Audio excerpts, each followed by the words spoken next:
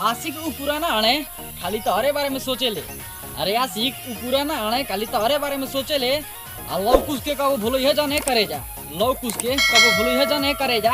तू ना लौके लू ना तो तारा छोटकी बहिनी से तारा बारे में पूछेले। छतू पे चढ़ के तू देत बाड़ू गाड़ी दिहलू गाड़ी तोहर पर जाई भारी।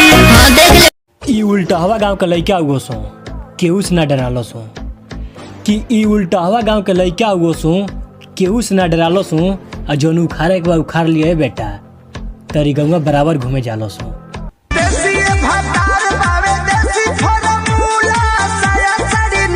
अरे भाड़ में जाओ जानता हमारा टेंशन चाहे गम नहीं खे। भाड़ में जाओ जानता हमारा टेंशन चाहे गम नहीं खे।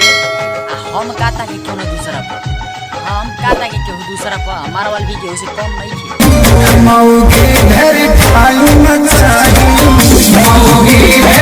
कि हम तारा से शादी ना करे मी हमरा से कह जइबू तू है नदी छोड़ समुंदर में बह जइबू तू।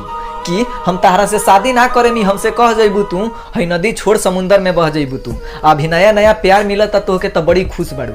कि अभी नया नया प्यार मिलता तोहके तो बड़ी खुश बाड़ू। जब याद आई हमार तो तरसबू हमसे मिले खातिर बाकी हम मिलब ना रोते रह जइबू तू। कबहू ना साथ छोड़ब सब